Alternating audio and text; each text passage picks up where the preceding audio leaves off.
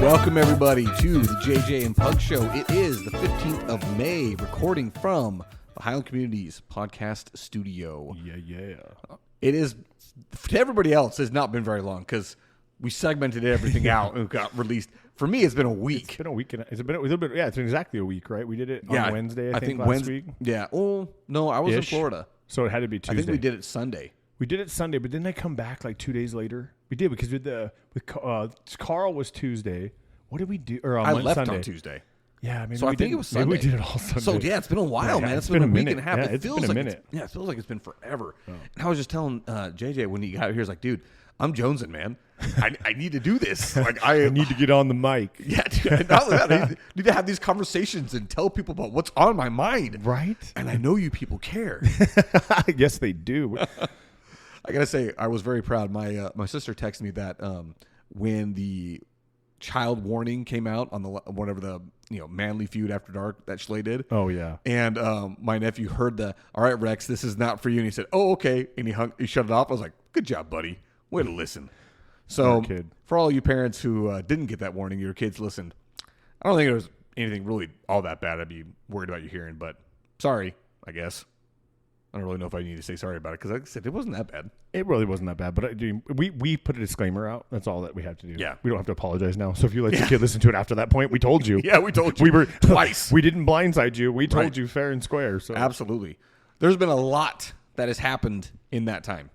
And I'm specifically talking about sports because we haven't done like an actual what's happening in the world of sports. No. We did our GOT draft. Right. Which was awesome. Which was great. Absolutely. It was so fun. That was the very first thing after I said, man, I'm Jones. And it's like, dude, we got to do that so soon because I loved it. It was so fun. Just going through and remembering these players and just, oh, man. One of the things I love about things like this is the debates you have to have over like defending your team selections, which maybe we do that after we finished all the drafts. I'm like, all right, this is why my team's better than your team. Yeah, go back and be like, hey, listen, remember that the 90s GOAT draft? Listen. Yes, exactly. This is why my Dan Marley pick was okay. Funny, so I sent an article to you from Bleacher Report ranking the top players of the 90s. I sent that same one to Zach. So I was like, shut up, man. Because he got honorable mention. It's fine. Hey, he was one of the top 30 players. Like I said, they call him Thunder Dan for a reason. Exactly. He was a thing. And not only that, but everybody else got a guy from their team. I was the only one that didn't have a Phoenix Sun. You took two of them. I did. Carl got one. And then Zach got one of his Jazz guys. He got Karl Malone. So I'm like, I got to have a Phoenix Sun because, dude, that team was like so important to the Phoenix area. For sure. Arizona, like that was our team. So anyway, but a lot has happened. A lot. And so I feel like this one, guys, I think we're almost just, I'm not going to say exclusively because that's not the way you and I roll. No. We're always going to get sidetracked for sure. Yeah, always is going to happen. Squirrel. Exactly. Anything that we mention is going to lead down some other road. Something, yeah. But there's going to be a lot of sports talked about here. So everybody that doesn't like that, I'm sorry, but this is a sports and entertainment podcast. Yeah. That's what we do. It'll be fine. There'll be others. There will be others. Yeah, and if you want to stick around for my Disney World discussion, that's going to happen at some point. Okay, so at least you got that one to look forward to. Oh, Disney World. Disney World, baby. I hate Disney. You want to talk about Disney? I hate it. You want to start that up? No, I don't even care. No. I want people to have to listen to get that because it's coming. Oh, dude, there's Disney in general. I think it's just a giant problem. Hold on to it. Okay. Hold on to it because I think we probably will be feeling similar. No. Anyway, all right. So I said this. I wrote this down before I left for Florida. We never got a chance to talk about it, so I'm going to say it now.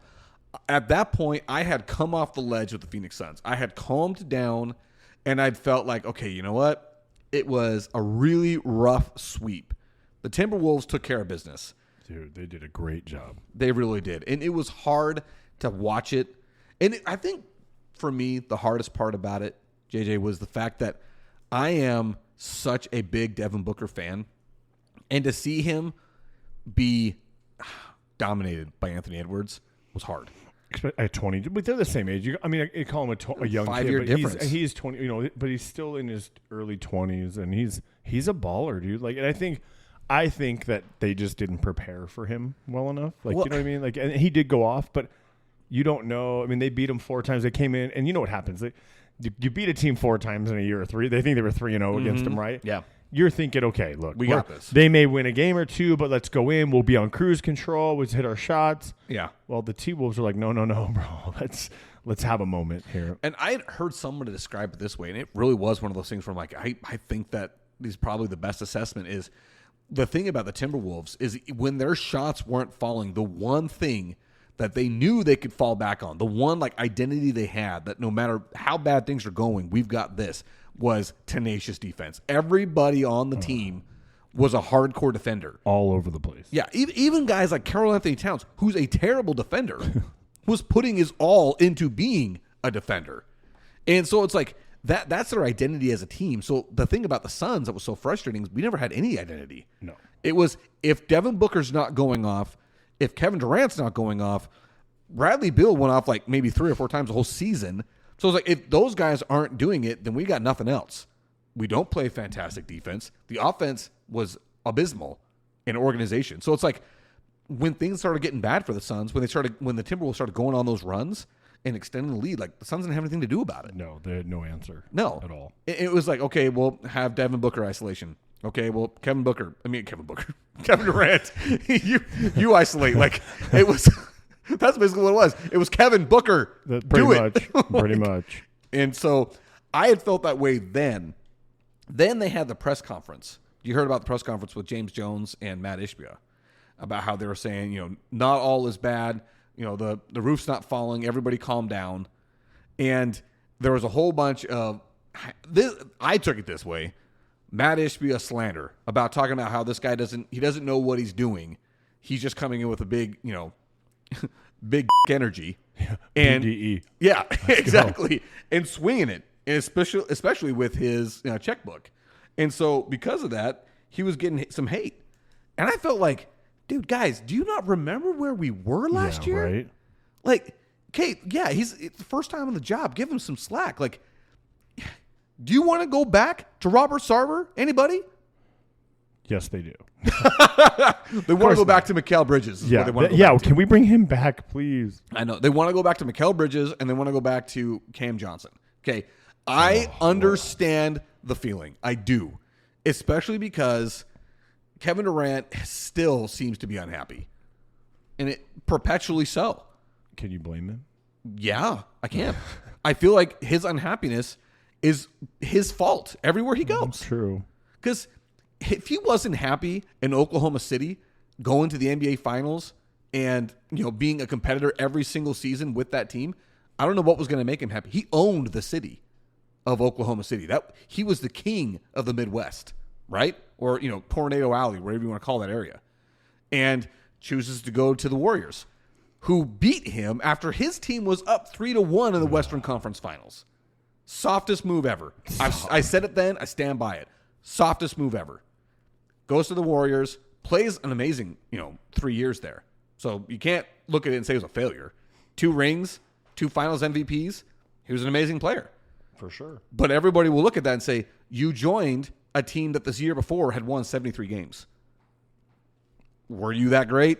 Or did you just join the greatest team ever? Yeah. So there's a lot of hate for that. So, okay, all right, bad move by me, he says. I'm going to move. I'm going to make my own path. I'm going to Brooklyn. Me and Kyrie are going to Brooklyn. Everybody knows it was a colossal failure. Big time. Colossal failure. Ugh. So now he says, trade me to Phoenix. Nowhere else. I just want to go to Phoenix. Okay?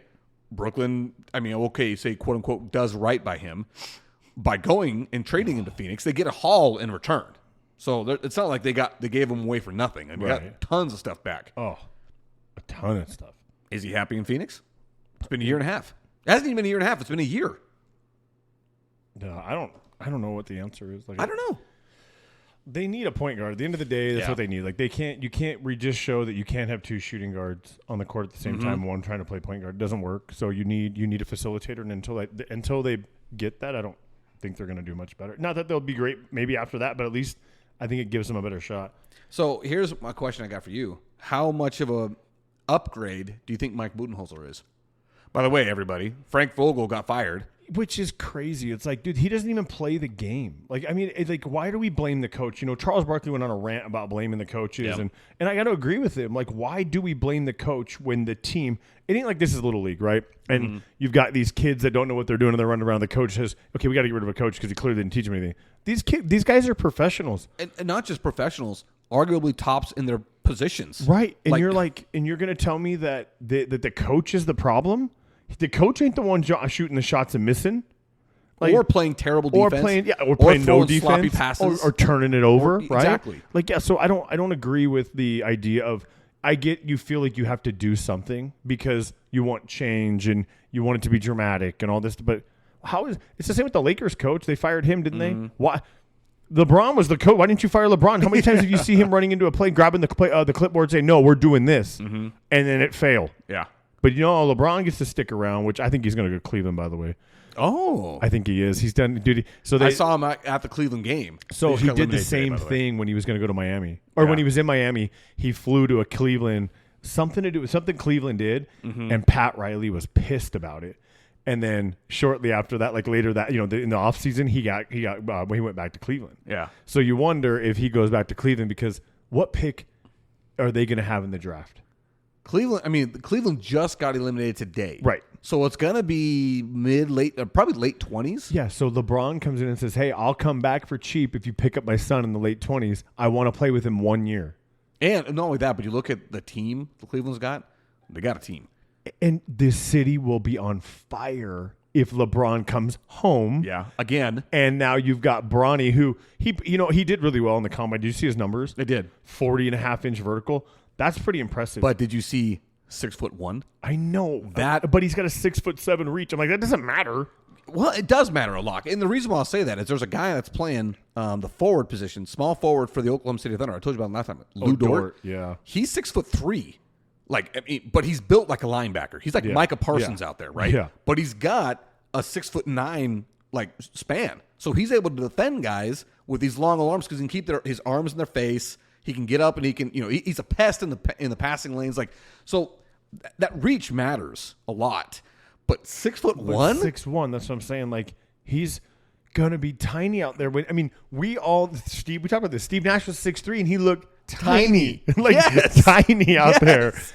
And not only that, oh, man. But when you're 6'1", you are limited. You're playing point guard. He's not a point guard. So you're playing shooting guard. He's not a shooting guard. And he's going to play a small forward? Yeah, at 6'1", I'm like... I don't think... The only reason he's going to see playing time in the beginning, he'll have to prove himself, right? He's got an uphill battle for sure. But the only reason he gets on the court is because his daddy's on the court. Name. No, and because daddy's on the court with him. Like, whoever picks him up, is LeBron's going to go there. We all pretty much know that. He's already said he wants to play with his son. Yeah. He didn't say he wants to play against his son. But did you hear his son, though? His son said he doesn't necessarily want to play with his dad. He's not that he wouldn't. But it's not like that. It doesn't even matter. I don't want that be the reason why. LeBron controls the league. Like, it doesn't matter. Like, he's this era's Jordan when it comes to the controlling everything. He's going to get what he wants. He's going to go where he wants. Mm-hmm. And especially if he's like, "Hey, look, I'll do it for minimal for what I should be getting. I just want to play with my son for a year." So now that is the part that I look at LeBron and say, I don't know.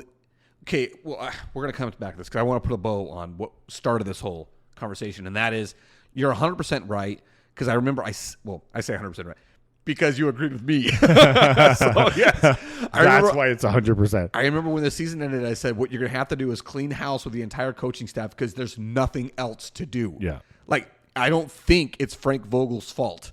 It's not. But there's nothing else to do. And we as fans are not going to accept running it back as it was.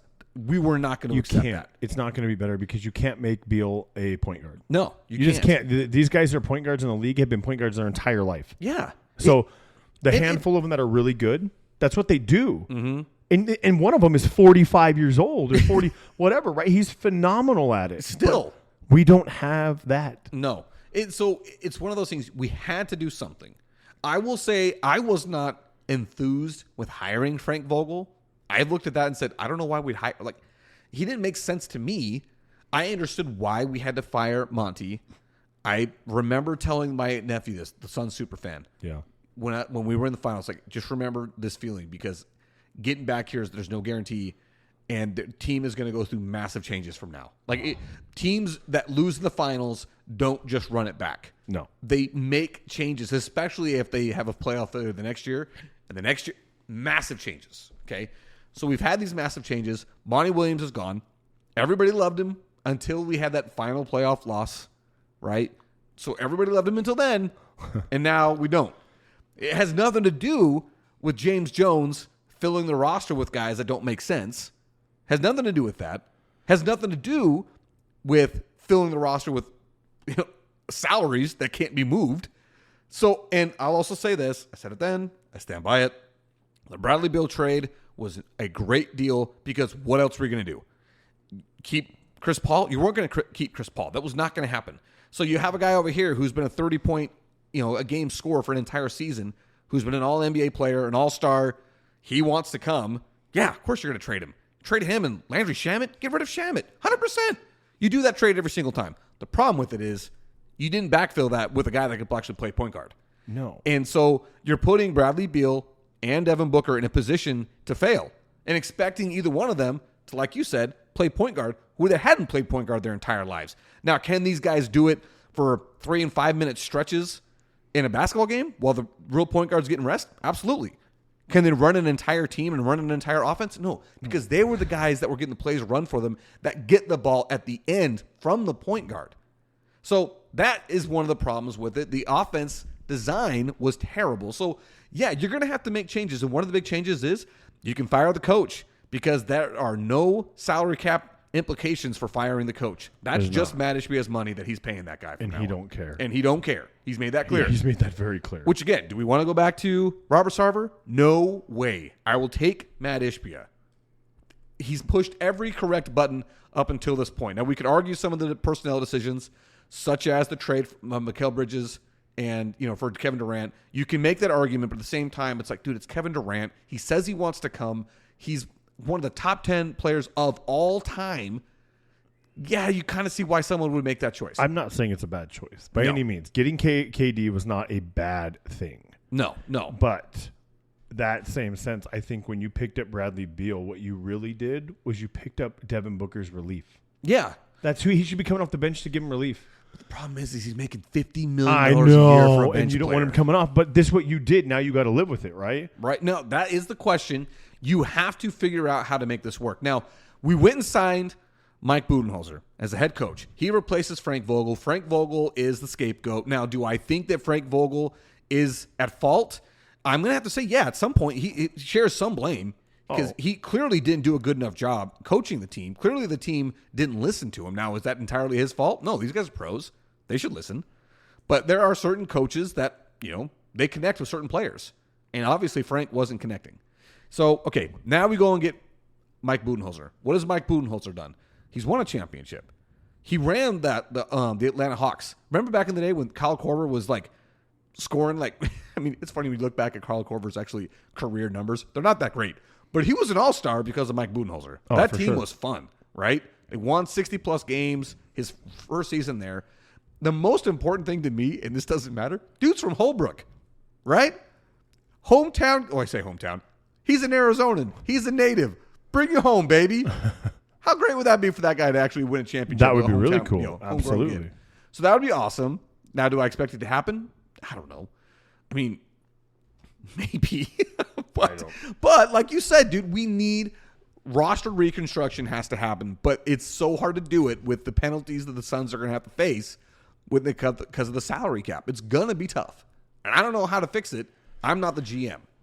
No, but I don't think they know how to fix it either. No, I mean, they got to have it. You know what? I guess when you look at the draft, who do you have coming out of college that's a straight point guard? I mean, I don't know the answer. You know what I mean? But maybe there is one that I think you have to entertain the idea of saying, hey, look, we don't need a scorer. We have two. Mm-hmm. We have two really good ones. 3 if Beal's on, right? If he needs to come out. We need a guy who can just say, hey, look, I need you to I need you to facilitate. I need you to step back, run the play, call it, do whatever you got to do, and get the ball to the open guy. And I don't know. I know there's somebody in college right now. I'm sure there's I've seen stories put out by Arizona Sports are saying, hey, these are point guards to look for at the number 22 because our pick's the 22nd pick. Okay, not great, bottom third of the draft. But when you look at drafts of past, there's always guys that are picked late. Guys, Nikola Jokic, 3-time MVP. Nikola Jokic. I can't believe he won. Drafted 41st overall. I can't believe he won again. But at the same time, I can't believe he won again. Yes, we talked about this earlier. It is crazy to say when you watch this guy play, that is the greatest offensive basketball player in the world right now. You're totally right in saying it, but it's just strange because he's an old man in the pool with his kids. Like, it's what he is, dude. Yeah. It is so nuts to see him do what he does, and you're like, bro. And then you saw the last few games. He had a few fast breaks, and you're like, he's running down the court dunking. And I'm like, bro, okay, you got off the ground 6 inches to dunk it. That's not impressive. But the fact that you're a big, just overgrown white guy hustling down the court, it makes me scared because the series is who's up right now. It's tied right 2-2. Now. Yeah, 2-2. The Oklahoma City Thunder and Dallas Mavericks. Not the game. I'm thinking of the. No, they're up 3-2. Yeah, Denver's up 3-2 on the Wolves. Timberwolves are not gonna make it, dude. I hope so because I don't want to see Denver win again. But Denver's playing like they have something to prove, but they're returning champions. Mm-hmm. It makes zero sense to me. So this is one of the best ways I've heard it described. Bill Simmons, again, I mention the guy all the time. Yeah. He talks about Nikola Jokic and the Denver Nuggets specifically is they can figure out whatever it is that the problem is. They will diagnose it. You can't just bank on them failing. Like the way those first 2 games went in the series, it looked like Minnesota wasn't going to lose a single game in the playoffs. Oh, yeah. They had 6-0 at that point, blowouts. Every game was a blowout, right? So you're looking at it and you're saying, dude, there's no way. No one's going to beat these guys. And then what have the Nuggets done? Rattled off 3 straight wins. They did. And that's the first time the Wolves had lost 3 straight in a row all season. All season. Yeah. So. And can I remind you that was also the same thing with the Phoenix Suns when they lost 4 straight? Yeah. The first time that they'd lost that many in a row in a game in that season. Denver's playing tough, man. Yeah. They really are. And it's because they have the greatest offensive basketball player in the league right now. And they just figure it out.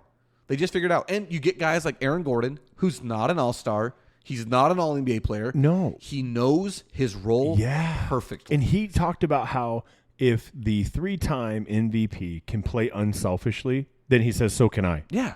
And that's huge, right? You're a guy in the NBA. Like, you want to be the guy with the ball at the shot, but you got to Scottie Pippen it, dude. You got to just take your role. And what happens when you do that is you make everybody else better. And you can get a team to play like that. Mm-hmm. That's insane. Yeah. And Denver's doing it. Absolutely. I mean, think about guys like Michael Porter Jr.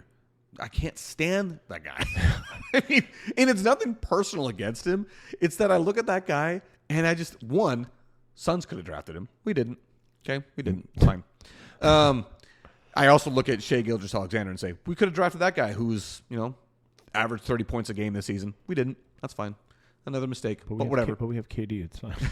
Well, that one is harder to be upset about because we instead drafted Mikal Bridges instead of getting Shai Gilgeous-Alexander. So, fine. But what I'm saying is like when you've got guys like the guys that the Denver Nuggets have, they know their role and they play it perfectly. Kentavious Caldwell-Pope was a journeyman to this point. Okay, didn't work in Detroit. Moves on. Didn't work in Los Angeles. Actually, I think he won a championship there. I think he won the bubble championship there. I can't remember exactly, but I think he was on that team. Moves on. Goes to Denver. He's looking at getting his 2nd ring, and that guy plays his role perfectly. Perfectly. He's not an all-star. Nobody outside of Denver or a hardcore sports fan knows the guy's name. They just know his initials, KCP. But he plays his role perfectly. There's something to be said about that. Yeah. And Jamal Murray, who's a good player. Yeah. And he's been balling out, though. I mean, he's been playing really well. Mm-hmm. Like, you can't hate on him. He's been playing really well. And he does that specifically in the playoffs. And he's able to do that because of Nikola Jokic, who just makes everybody on – he's like – back in the day, and I've heard Shaq talk about this still, he still feels like he got robbed of an MVP when Steve Nash won it, right? And the thing I'll say to that, specifically to Shaq, dude, Steve Nash created – the Suns. Yeah. That iteration of the Suns. That pick and roll game. That entire offense. 7 seconds or less was Steve Nash. Was because of Steve Nash. Now, did the Suns have good players on the team? Sure, they did. But guess what that team was before he came around? Nothing. Trash. They were a trash team. Steve Nash comes on, back-to-back MVPs because he completely raised the ceiling of that team's capacity. He made a guy named Boris Diaw worth a like, you know what I'm saying? Like, yes. And then so much so that the Spurs pick him up after he leaves Phoenix. Like, it wasn't like he was just, he played a few years at Phoenix. He went on to have a pretty decent really good career for a French guy, right? That's Boris Diaw. Like, I mean, like, seriously, Steve Nash created that. That's because of him. You know what I mean? Like, you think about that team, you had Steve Nash, and you had Boris Diaw was a no-name guy. There's another dude. I cannot think of his name to save my life. But I mean, anytime that anybody says it, Lou Amundsen, yeah, that's like I was 100% hustle and no ability. Even Leandro Barbosa, right? Leandro he was Barbosa, a great guy off the bench. He arguably probably one of the better six. Raja Bell was Jason Richardson. That guy, dude, was something else. He reinvented Grant Hill. Yeah. I mean, the Suns had Grant Hill too. Yeah, like, and they went to the Western Conference Finals. And if Jason Richardson can learn how to box out so that Meta World Peace, Ron Artest, doesn't get that putback, the Suns were going to Game 7 against the Lakers. And anyway, but the whole point I'm trying to say is when a guy like Nikola Jokic, Steve Nash, they can lift the ceiling of everybody else around them, that's what is so hard to quantify. But when you watch the game, you can see it happen. Well, and Shaq didn't do that. Like, No, Shaq made himself. Shaq was phenomenal. Was dominant. Arguably probably the most dominant center of all time. Member of Eric's GOT team, Yeah, 90s. That's true. An amazing individual his player. One for his first round pick. He's amazing. No, he's really a is. crazy good individual player. I mean, absolutely. And and I would love to see somebody come in the league and dominate like he did. When he dunked it, it was like you stole money out of his pocket and he was taking it back. Like, every time. And you insulted his mother while doing so. Yeah, exactly, dude. It was ferocious. It's terrible. Nobody plays like that anymore. No. They're all soft and whatever, but so Shaq was great. There's not taking that away, but when you talk about a most valuable player, I mean, Steve Nash, like you said, everybody was better because of him. Mm-hmm. When Shaq sat down, the team was still decent, but they were still the same team. Yeah.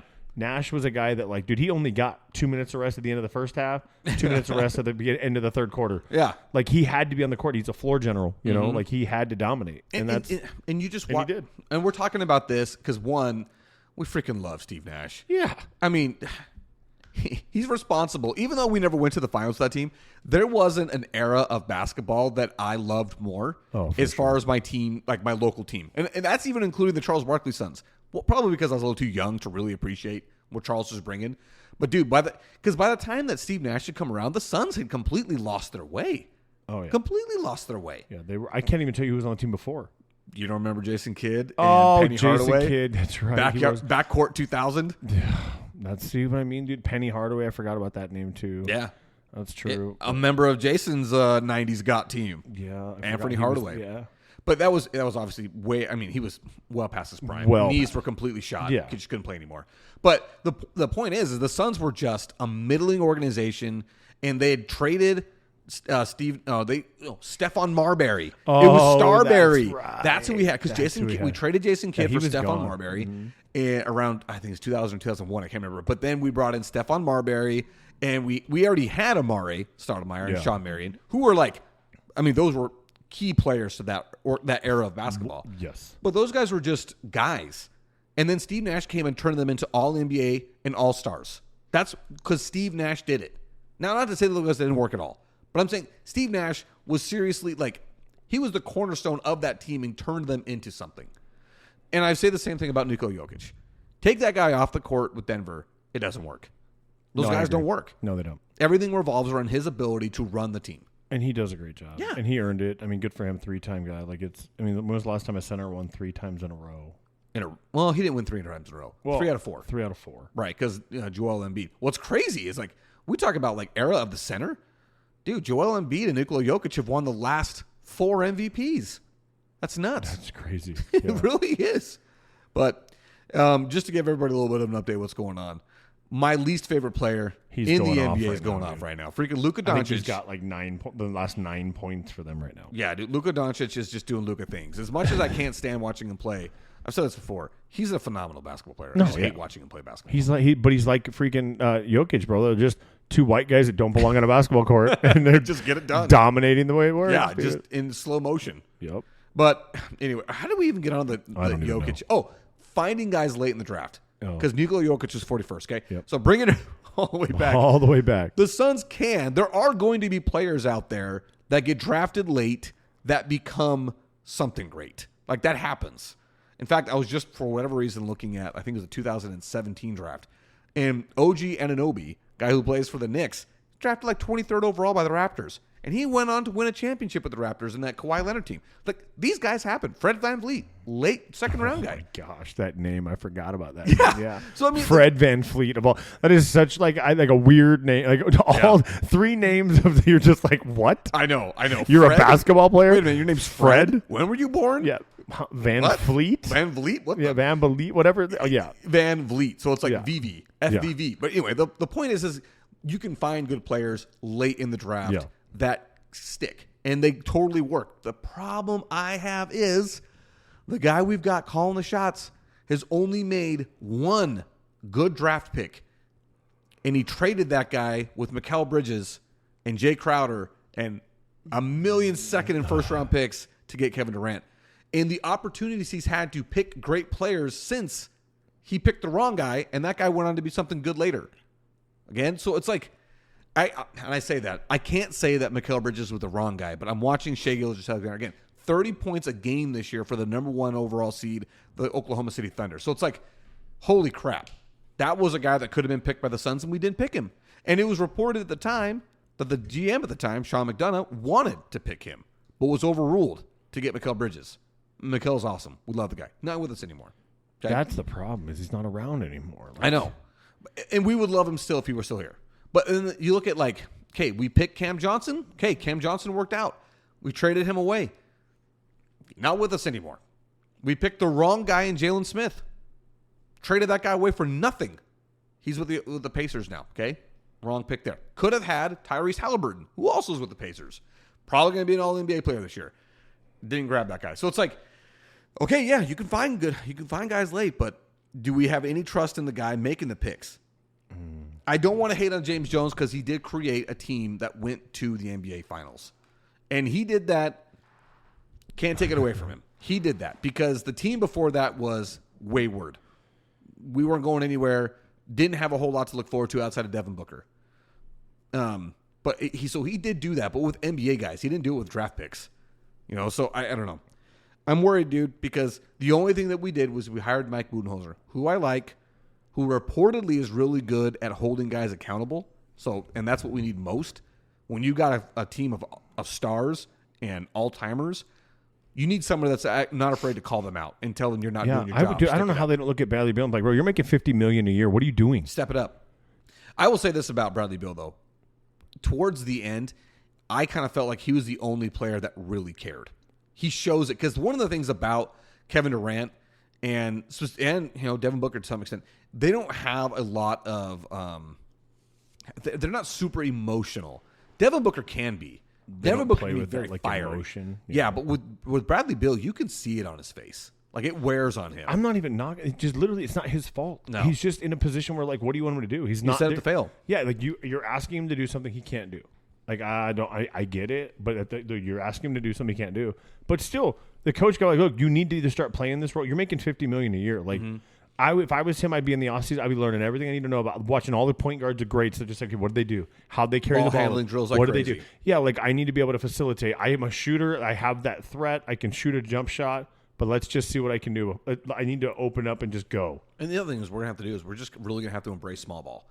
We're going to have to embrace the fact that we don't have a traditional lineup because we've got Bradley Beal, who's 6'3", 6'4", playing. He's a shooting guard. Size-wise, he's not going to be going elsewhere. Devin Booker's 6'5".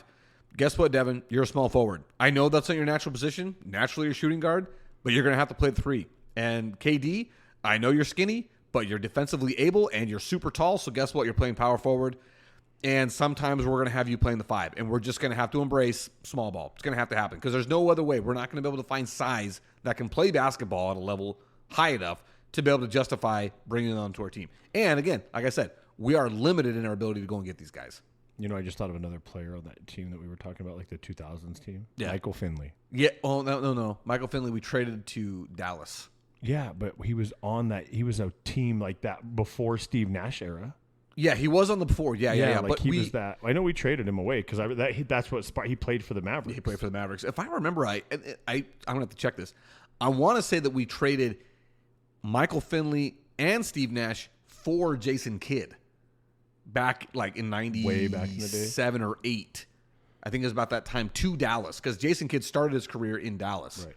And I don't know. I that's the way I remember that happening. And then Jason Kidd came on our team, and he was honestly Jason Kidd was a really great player with. No, I got a jersey from Antonio McDyess on the court. Oh yeah, I was on the court. He handed me a jersey, and it was a Jason Kidd jersey. Dude, that's awesome. Yeah, it was cool.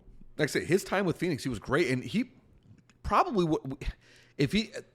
my memory is that he got traded because he had an altercation with his wife. That's what you said. Yeah. Yeah, I don't know it to be true or not. Yeah, if I wanted to look back on it, and I'm almost positive I could. Gosh.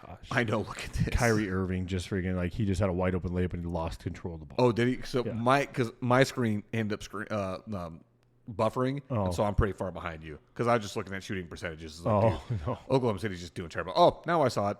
I saw him lose it. Yeah, just lost it. But anyway, I don't know, dude.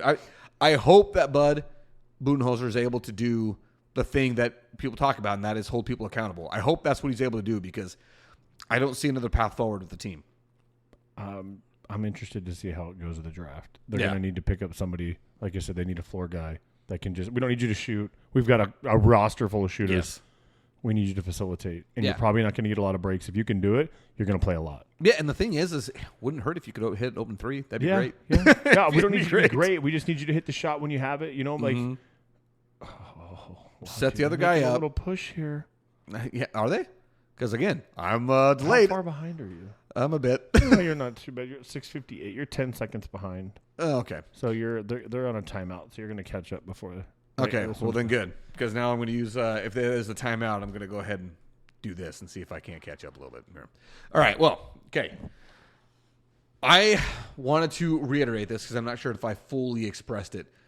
Any of you guys out there hating on Matt Ishbia, shut up. Okay. I think they got it. Okay. All right. Just want to make sure.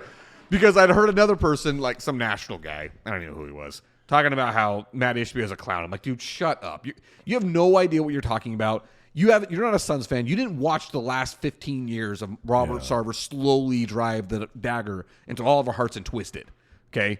So shut up. Right? Okay. Just stop. Yeah, I've said it. I'm done. Okay. And one thing that I noticed, we were talking about before this, how you and I were both out of town. Yeah. And I was out in Florida visiting my wife's sister and her family. Okay. Great people, had a good time. And one thing that I always forget that when I go East Coast and completely reminded of, all you guys out in the East who are diehard sports fans and actually know what's going on, I am impressed because late nights. Holy cow, man. I was trying to keep up with what was going on and just, all right, I'm that watch 3-hour difference. Oh, it is brutal. I've never been we're going to go in October to Maine. Oh, yeah? Because Kara's taking Coco for her birthday, and she's going to take Ava with her because Ava and Coco have the same birthday, roughly like a week apart, right? Yeah. So she's going to take Ava for her birthday, and I'm like, that's cool. And we start talking. I'm like, my show is on the 5th of October, so that night we're going to catch a red eye, go to Boston, take a train in the morning, and just go spend 2 or 3 days in Portland, Maine, with Kara and Carl. Just because we both have never been, and we're like, hey, let's go. Like, it's an easy little trip. I'll be able to eat whatever I want. There's no restriction. I'm going to be orange, but that's okay. Why Maine? I don't know. They went one because they've been before. I know they checked that off the box, right? But they're not taking their other 2 kids. It's just Coco. It's just like a birthday thing, and they really liked Maine in the fall, I think, or something. They were there, and because of the colors, and they actually have a season. Yeah. So I'm like, you know what? We've always wanted to go. We've never been to either Boston or there, and I'm like, you know what? Let's just jump on a plane and take a red eye. And I found a red eye flight that's not that expensive for round trip stuff. So I'm like, you know what? Let's go. Like, why not? I know you're not a history guy, but what appeals to you in Boston? Food. I'm not kidding. Food? I don't even know. Like, I just want to see what they have there. Like, I mean, I would love. I mean, if I was going to spend the time in Boston, right, I would go to Fenway Park because I'm a sports guy. Yeah. Like, I want to see the Green Monster. You know, like check that off. Yeah, that would be cool. List. But there's a lot of history in Baltimore. Like Boston. Or Boston. I'm sorry. Yeah. And I'm all for I don't like to watch history. Like, I think I'm like 3.5 episodes into your show, by the way. It's killing me.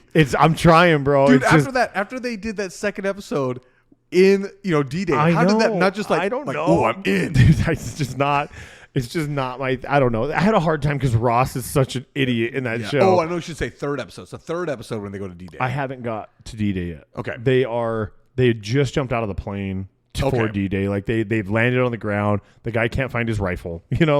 So I'm there. I just need to finish, like just keep going. So I think Friday I'll have some time where I can say, put it back on and we'll see how it goes. But I do like seeing history in person. Like I really want to go to DC because that's where we started everything, right? Like I want to see the Lincoln Memorial. I want to see all that Boston's stuff. Where we started everything. Well, but that's where the country is now, right? Like that's where the headquarters are for sure. Yeah, the headquarters. But I think Boston, I want to see all that stuff, right? I want to go, and if I was going to spend time, I don't know how long we'll be in Boston, or we may come back a day early.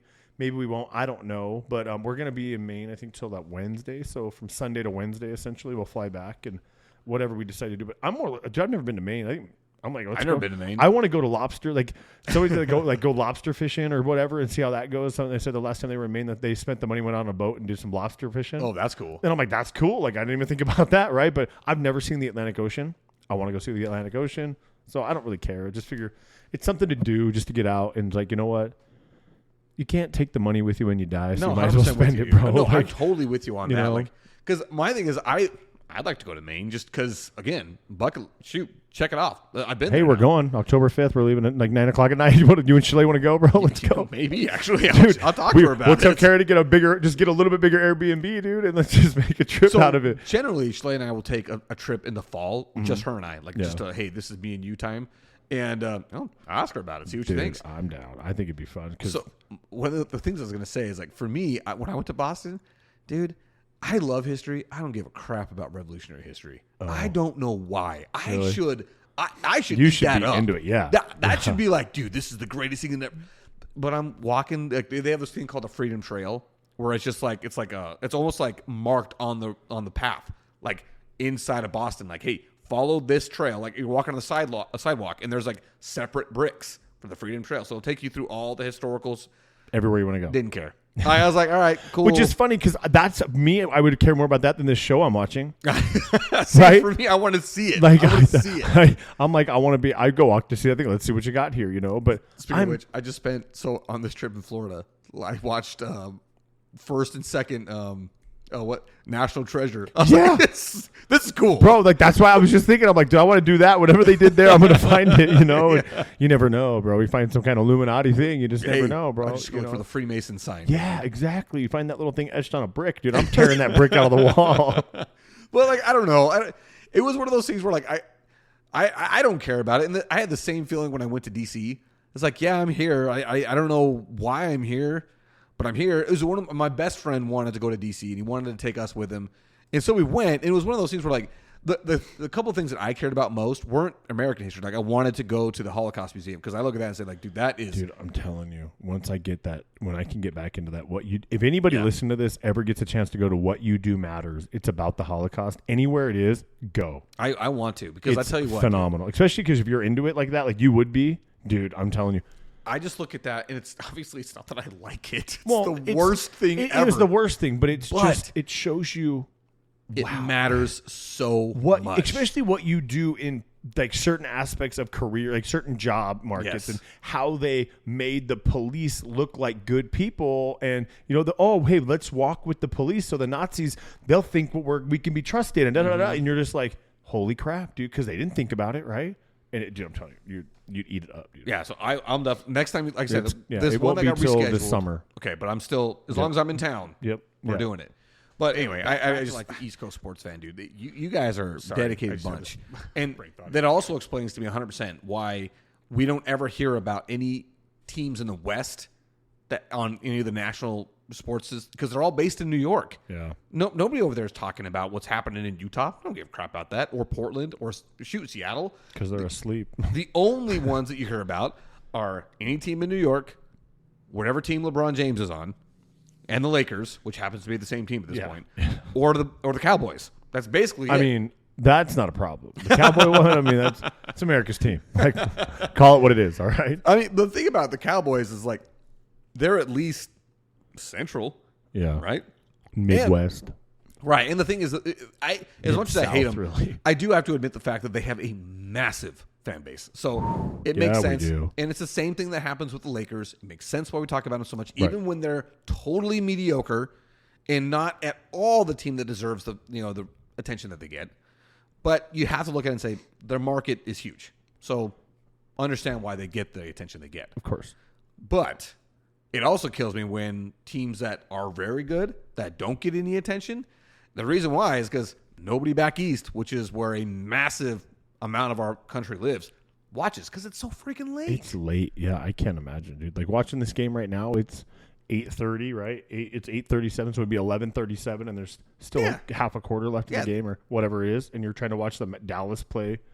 Yeah, you're not going to watch this game. You're not watching it. No, and you don't know who any of these players are either. Like, you're watching these guys like, who's Luka this guy? Doncic is the only person they know. The only guy they know. Maybe Kyrie because he played. Well, he's been around. Yeah, he's been around. But outside of that, like, they don't know who Shai Gilgeous-Alexander is or Lou Dort or Chet Holmgren or Dwight Powell. I mean, they don't know who these guys are. Derrick Jones Jr. But anyway, and also one of the things that highlighted to me is I remember when I went to Boston, I went to go visit my brother-in-law and my sister, and they lived in Boston. And he played at University of Arizona. So we were trying to watch a U of A game. This was years and years ago. And I remember the kickoff for the game wasn't until like midnight his time. Oh. We stayed up until kickoff, and then by like the end of the first quarter, we were both out. Like, we didn't even see the rest of it. And then my brother-in-law now in Florida, he was, I think he said he was born in Houston, but he was raised in L.A., Los Angeles, like Valencia or something like that. So he's a Dodgers and a Lakers fan. And so he moves out to Florida, and he's like, I had to pick new teams. Like, I can't. I got to can't support somebody you're awake. Yeah, so he picks the Tampa Rays for baseball, and he picked the Orlando Magic, which was a good year for that. They had a good year. So, and they got a good, bright future. So, like, what the heck was that? Anyway, so I mean, I get it, man. It's hard to be a fan back there of anything that happens on the West Coast, or to be even knowledgeable of what's going on. So, for all of us who can't stand the national shows, who never talk about what's happening in the West. That's the reason. And it's a real struggle for anybody. But you would think that if you were a professional news guy when it came to sports, that would be your job. You'd adjust your sleep schedule to accommodate. But they don't. They don't care. No, they don't care at all. So, did you see what happened with Pat Beverley? No. I saw he got suspended 4 games, but I didn't see what he did. Okay, he only got suspended 4 games. And now this is old news, but hey, I was gone, so we're catching up. So at the end of the game, when they're about to get eliminated, the 76ers, this guy, Patrick Beverley, is the freaking worst. He is such a cheap shot artist. Do you remember when he pushed Chris Paul in the back? Oh, yeah. Dude, and it's only gotten worse since. He really is. He's a total chump, okay? Total chump. He's sitting in the sidelines. He's on the bench, and he takes a basketball and hucks it into the crowd, drills a woman in the side of the head, okay? And it's just like, wait, what? Randomly. A guy catches the ball and is like, okay, this definitely wasn't on purpose, right? Throws it back at Patrick Beverley. What does he do once he gets the ball back? Throws it right back. Shoots it straight back. Yeah. And it's just like, dude, are you kidding me? One, the fact that he only got suspended 4 games for that is outrageous. They should castrate. Like, they should just make it like harsh, because it prevents that from happening. No, man, hey Beverly, hey man, he got suspended half the season. Don't do that or whatever it is. Yes, but it's like, dude, 4 games. 4 games. He's like, I don't even care. I'm gonna get injured. That's a nothing. Exactly. That's a nothing. You make that at least a quarter of a season. Because the one thing that players do all the time is they get fans kicked out of games for talking trash. Gosh, which I think is such a crock of crap. Dude. It is. Like LeBron James goes over and says, "Hey, get rid of these guys," and they kick him out. Yeah. For what? That's Russell Westbrook did it because a bunch of people call him from Westbrook. It's like, dude, shut up, man up. Yeah. Okay, now listen, there are certain things you can say, and there are certain lines that you cross. Yeah, if you start doing racial slurs or you do something stupid, okay, that's not what we're talking about. I'm gonna kill your mom, stuff like that. It's like, hey, listen. Okay, listen. Yeah, that's not what we're talking about. No, we're talking about good-natured, like just trash talk. Yeah, just hey, Westbrook. That's not a big deal. Like, do you remember that guy that Luka Doncic had kicked out of the game? Yeah, in the Suns game. All he was saying is like, hey, you're looking tired. Get on a treadmill. It's like, come on, dude, sack up. I think I was at that game. Oh, were you? I think I was. Yeah, we were sitting behind I think we were sitting in that area actually. I'm pretty sure we were. He was sitting like right in front of us, and that whole happened where Don just come over and kicks him out, and you're like, because it was a playoff game, right? No. It wasn't a playoff game. Then maybe it wasn't that. Were you playing? You went to a playoff game? Dude, we went to a playoff game and sat right behind the hoop. Ooh, dude, it was you big awesome. time, dude. Bro, we were like, screw it, let's just go. Dude, I think we dropped like $800 on 2 tickets, dude. But it was like we'd never been to a playoff game, and I'm like, if I'm gonna go, I'm not sitting 200 level, bro. Like let's just go. Yeah. And we did. Dude. We were like, let's go. We sat like 10 rows back behind the hoop, like directly behind the hoop. It was awesome. Dude, that's cool, man. But anyway, so the whole point I'm trying to make is like, if these guys can get guys like that kicked out of a game, if a basketball player is doing that, like Patrick Beverley, shooting a basketball inside and hitting people in the head, no, throw the book at him. Okay, throw the book at him. That is completely unacceptable. And then this is where it's just like, this is just straight up, douche mentality and douche actions. Okay, he's getting interviewed post game. Okay, one of the reporters there to record him is an ESPN reporter. She's been around. She knows what she's doing. She's not new to this game. Patrick Beverley, when she asks him a question, he immediately responds with, "Do you subscribe to my podcast?" She says no. He says, "Okay, I'm not taking any questions from you." What? Dude, this is your job. Patrick Beverley, your job is to answer the questions asked of you. Okay? Marshawn Lynch, Skittles. Yeah, he at least would give him an answer, right? Yeah. And then he proceeds to push away her phone that she's using to record his answers, and then he proceeds to kick her out of the circle. She's not allowed to be around him anymore. What the crap? See, I don't know why we let that happen. That's the problem, though. In these major sports, we let these guys do this stuff, and they get a God complex like they can do it. Oh, we can get away with it. We're this person. I don't give a who you are, bro. No. You don't treat people like that. No, exactly. And we shouldn't condone it. There's Luka with a block. I freaking hate Luka, dude. The one moment he decides to play defense, and we're going to go ahead and make sure we show 3 hours of replay over it. I know I'm being facetious, but at the same time. But you're so angry. Dude, I am not going to come off the fact that his brand of basketball sucks. I hate watching it. Anyway, it's like the way James Harden used to be back in the day. You remember how hard it was to watch James Harden when he played for the Rockets? Yeah, when he traveled every time he took a shot. Every time. And the way he would just sit there and dribble the air out of the basketball while everybody else on his team just like stood in the corners or in the perimeter waiting for a pass that may or may not come. And then we talk about, he led the league in assists. It's like, yeah, because all those dudes did was just wait for him to pass the ball. And the minute they passed it, their job was to shoot. Yeah. Like, it was just, ugh. And some of it has to do with the fact that we watched Steve Nash orchestrate one of the most beautiful offenses ever. So, I am very, very tainted. That's the way I want to watch basketball again. It's probably never going to happen again in my lifetime. Probably not. It's a very sad fact. So, Patrick Beverley, you freaking suck. Can't stand you. Now, okay. Actually, you know what? Let's do this. We're going to end this, and we'll start a new one talking about the stuff that I care that we want to talk about. That way we can have 2 separate sports. Yep. We have the sports is done. There we go. All right, everybody. So like fat kids in dodgeball, we're out. All right. See you in a minute, cheese bags.